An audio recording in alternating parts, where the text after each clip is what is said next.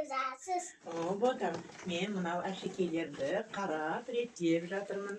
Мынау сақсық білезік, бұны әжелер тағады. Мінекей, мынау жүзік, бұны қолға тағады. Мынау сырға, мынау да сырға. Бұл қазақша зергерлік бұйымдар. Біздің атамыздан қалған мұра балам. Қыздар әдемі болу үшін не істеген? Әдемі болу үшін сырға таққан, шашбау таққан, білезік таққан. Сондықтан қыздар әдемі болу үшін соның барлығын таққан. Сонда қыздар әдемі болып жүрмесе, қандай болады?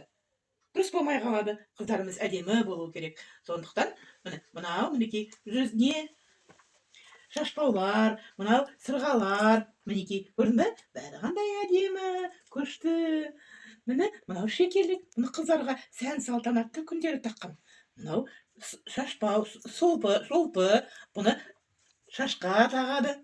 Сыңғыр етіп тұрады бұл деген. Әдемі бол. Сен үлкен қыз боласың ғой? Үлкен қыз болған кезде, шашың ұзын болып өскен кезде, біз соны саған тағамыз. Иә? Бұл не әже? Бұл білезік, балам. Білезік жақсы. Бұның көп нелері бар. Көзден сақтайды деп ұйғарған елдер. Қызым, не істеп жатсыңдар? Әже маған ұлттық шекелер затты айтып жатыр. Ұлттық әшекейлерді көрсетіп жатыр ма? Я. Шолпы. Осы шолпының қалай жасалатынын көргің келе ме?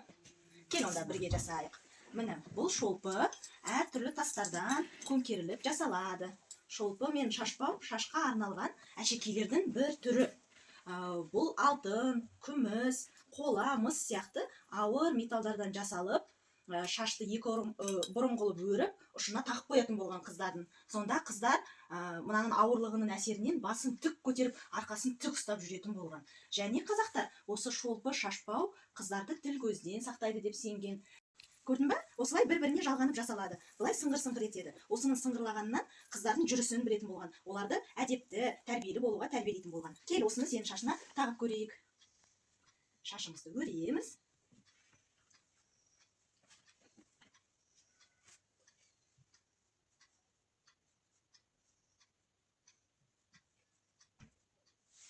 Осылай ұшына бекітеміз. Ал мынау шекелік. Осы шекелікті де қызыма тағайықшы немереме? Әдемі болсын. Мінекей көрдің бе? Осылай шашын ұшына тағып қоятын болған. Қане шекелікті де тағып көрейік. Бұл мына шекеде тұратын болғандықтан атауы шекелік деп аталады.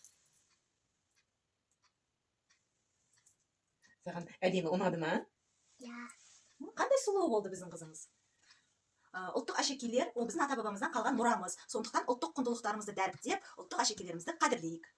Қазақ қызы намысым сыңғырлаған сезімдей, Айша бибі домалақ аналардың көзіндей, баян сұлу қыз жібек еңліктердің өзіндей, намысыңды ерлерім қорғас еген көзілмей.